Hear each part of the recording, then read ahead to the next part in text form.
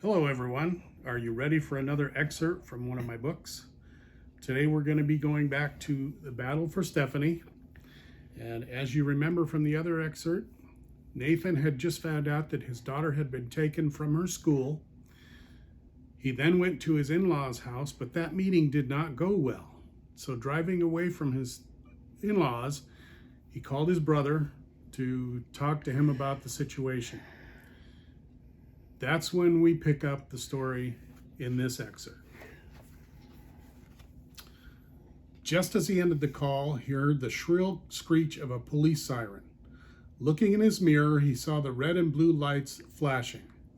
How long the officer had been following him, he did not know, so wrapped up in his own thoughts and the frantic call to his brother's voicemail. Nathan quickly pulled to the curb and turned off the engine. As he pulled out his wallet to get his driver's license and insurance card, he searched his memory to see what he had done to warrant a traffic stop. Nothing came to mind, and he was certain he had not exceeded the speed limit.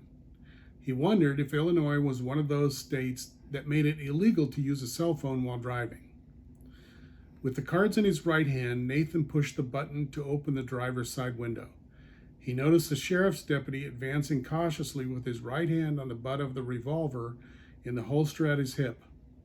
Nathan began to lean to his right to open the glove compartment to get the vehicle registration.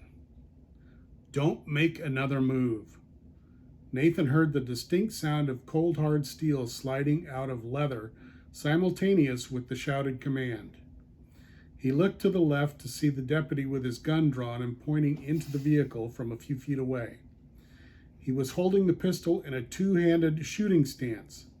Nathan turned his head so he was looking straight ahead, and eye rolled to the right and saw another deputy in the same posture on the other side of the car. Slowly sit up and put your hands outside the window, the driver's side deputy demanded. Nathan complied, moving as slow as he could, but making sure the deputy could see that he was doing what he was told. When his hands were outside the car, the deputy released his left hand from the gun and took the cards from Nathan's hand. He looked at them quickly, then put them back in Nathan's hand. He opened the car door. Please exit the vehicle, the deputy said, slowly. Once Nathan was standing facing the deputy, his partner moved from the passenger side of the car to keep Nathan covered. Turn and face the car, the deputy said. Put your hands on top of the car, take one step back, and spread your legs. If it weren't happening to him, Nathan would have laughed at the commands, almost exactly like what he had seen on numerous cop shows on television. But he could tell by the demeanor of the deputies that this was not the time for levity, or of making any noise whatsoever.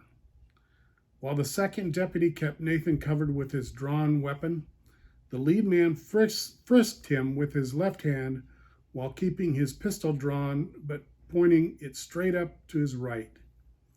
The deputy was quite thorough, and Nathan couldn't help flinching a little when the officer's hands moved up his leg into his crotch.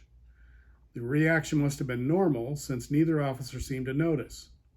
But Nathan again bit his tongue to keep from making a wisecrack about a hidden weapon in that area of his body.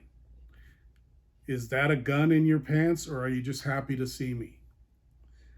The deputy then ordered him to put his right hand on the top of his head and leave the other on the car.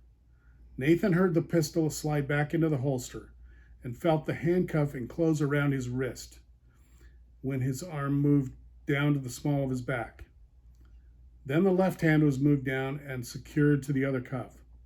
The deputy took the cards from Nathan's hand, and the other deputy reached inside the car and grabbed the keys and Nathan's cell phone. We'll come back and search the car after we get him to the command post, the lead deputy said. As the sheriff's vehicle drove away with Nathan in the back seat, he hoped the officers had locked his car. So that's the latest from the battle for Stephanie. You can get this book and any of my other books on my website, www.rustythewriter.com. You can also get them at Amazon and Barnes & Noble. Happy reading, and thank you for listening.